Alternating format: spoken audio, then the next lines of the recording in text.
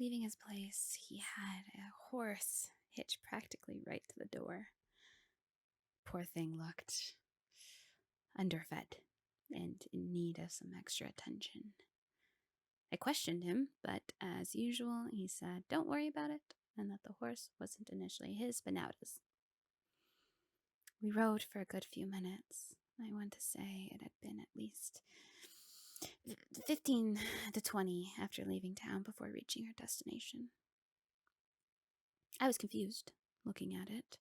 Before us stood a small shack. The wood had been breaking down, but enough of the wall covered that you couldn't see through to the inside. The roof had one gaping hole right in the middle. It looked as though a simple rainfall could break it down, let alone the crazy storms that the locals like to mention. Wayne told me to go inside ahead of him while he hitches the horse. I would have found it far more ominous should I stumble across the building alone, but as I analyzed it, a perfect hiding spot for whatever business he's in now. Far enough from town that no one would notice, but not too far that you'd have to stay for days. Maybe he's finally trusting me with some work. I entered the door and immediately heard groaning. A small hallway covered my sight at first, but as I turned the corner, I found a man. I had to immediately protect my nose after being attacked by a smell that I hoped to never, ever have to relive. The man was tied at the wrist, arms stretched up and supported to unbroken beams of the roof.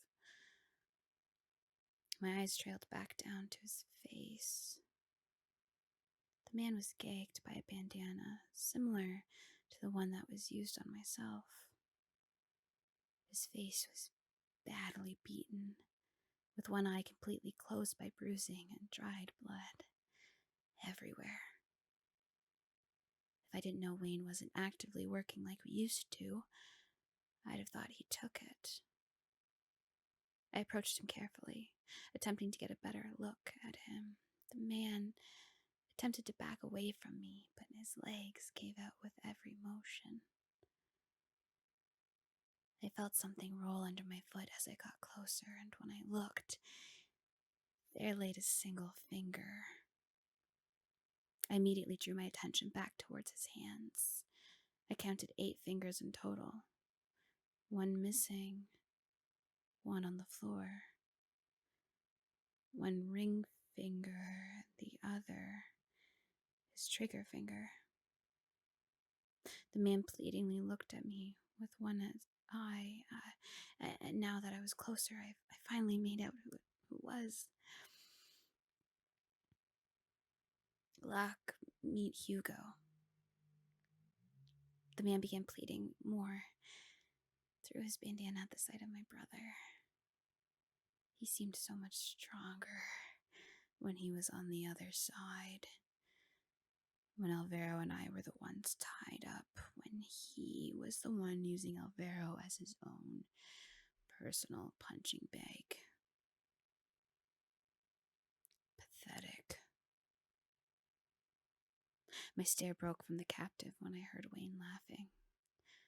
I turned to see him making fun of me for wanting to save my nose's sanity.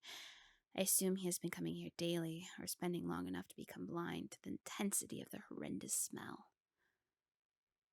I would be irritated at this, if my mood wasn't lifted by seeing what was on his head. It may have been dark in the room, but there's no mistaking that hat, laying ever so slightly along his forehead, obstructing his eyes should he tilt it.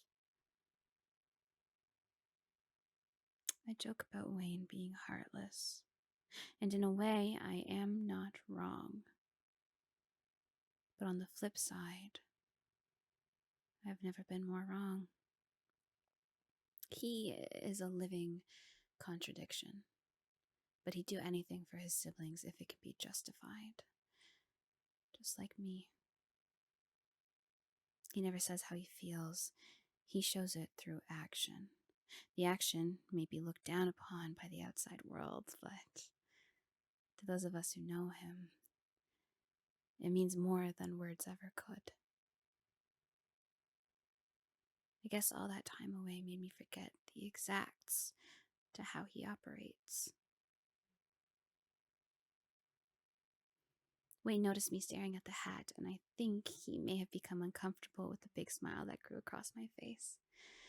He shook his head as he bent down to pick up the finger that I had almost just slipped on. Making a fist, he lifted it to his middle knuckle, flipping me off. I didn't want to laugh, but I couldn't help it, so the stench permeated into my lungs through my mouth. Wayne tossed the finger back to the side as he told me to never question his loyalty again. Removing a knife that was lodged into the wall, he cut the man's binds. Having no strength left, he fell straight to the ground. Wayne handed me the knife, motioning towards the man. I was confused as to what he was saying at first, but he read my confusion as refusal, while the man was still alive and conscious, so he began kicking him until he made no sound. It didn't take long, but I do find it astonishing that he lived this long in these conditions. When he was finished, Wayne motioned to him again, saying, "Go on, head to the collection." I nodded and went straight to work.